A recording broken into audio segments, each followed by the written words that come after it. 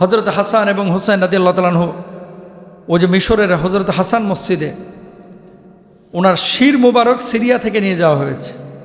ওনার তো দেহ থেকে মাথাটা আলাদা করে ফেলেছিল ওই কাফেররা। আহা, দেহ থেকে মাথাটা আলাদা করে ফেলেছিল। যখন ওই জালেমরা বারবার মাথাটাকে লাঠি দিয়ে খোঁচাচ্ছিল আর তিরস্কার করছিল হুসাইন রাদিয়াল্লাহু তাআলা আনহুর মাথা নিয়ে, আল্লাহর নবীর একজন বৃদ্ধ সাহাবী ওখানে জীবিত ছিলেন। বলছেন, এই আল্লাহর নবীর অনেক স্মৃতি আমার মনে আছে, আমি নিজে দেখেছি। নবীজির এই ঠোঁট দিয়ে হুসাইনের মাথায় চুমু দিয়েছে, নবীজির এই ঠোঁট দিয়ে হুসাইনের কপালে চুমু দিয়েছে। আল্লাহর কসম করে বলছি, তুই খোঁচা মারিস না, হুসাইনের এই মাথাটার সাথে বেয়াদবি করিস না, ছারখার হয়ে যাবি।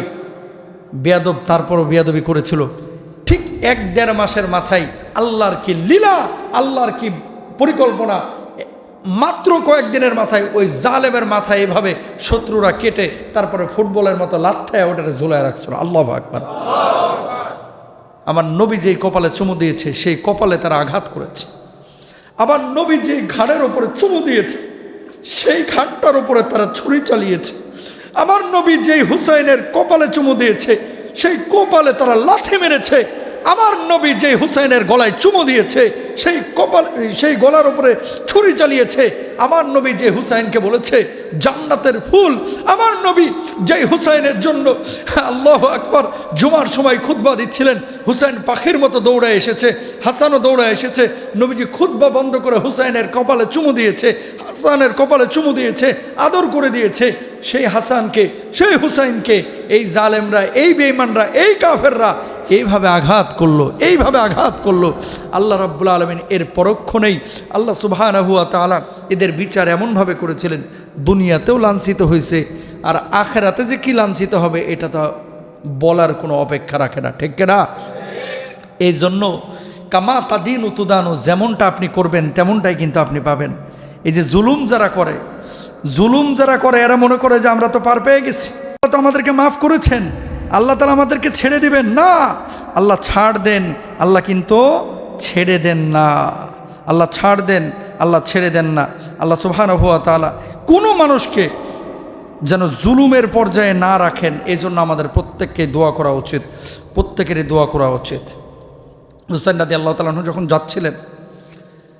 যখন যাচ্ছিলেন অনেক প্রবীণ সাহাবীরা তাকে নিষেধ করেছিলেন যে আপনি কুফায় যায়েন না। এটা দীর্ঘ ইতিহাস যে আপনি যায়েন না। ওই কুফাবাসী বারবার কিন্তু চিঠি লিখেছিলেন যে হুসাইন আপনি আসেন, আমরা বর্তমান খলিফার কাছে বাইয়াত হব না, আমরা চাই যে নবী পরিবারের একজন সদস্য কি হোক, আমাদের খলিফা হোক। কুফাবাসী তার সাথে গাদ্দারি করেছিল।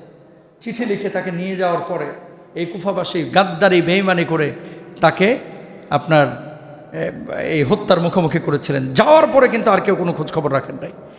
এই জন্য গাদ্দারি বেঈমানি কুফাবাসী সেই সময় করেছে, এখন পর্যন্ত কুফাবাসী আর কিন্তু সুখ পায় নাই। ওই জাতিটা যারা এই বেঈমানি করেছিল, হুসাইন রাদিয়াল্লাহু আনহুকে নিয়ে জালেমদের সামনে ফেলে তারপরে সটকে গিয়েছিল, আল্লাহ রাব্বুল আলামিন এখন এদেরকে সুখ দেন নাই, লাঞ্ছিত হচ্ছে, বঞ্চিত হচ্ছে। আহলে বাইত পরিবারের সদস্যদের সাথে বেয়াদবি করার খেসারত এখনও তারা দিচ্ছে। আমি তো গিয়েছি মিশরে, হুসাইন রাদিয়াল্লাহু তাআলা আনহুর মাথা মোবারক যেখানে দাফন করা, কালের পরিক্রমায় দেখেন তারা এই বিচ্ছিন্ন দেহটাকে কাফেররা সহ্য করতে পারে নাই। এটাকে নিয়ে তারা কত ধরনের যে বেয়াদবি করেছে। এর জন্য নবী পরিবারের সদস্যদের সাথে কোনো বেয়াদবির চিন্তাও করা যাবে।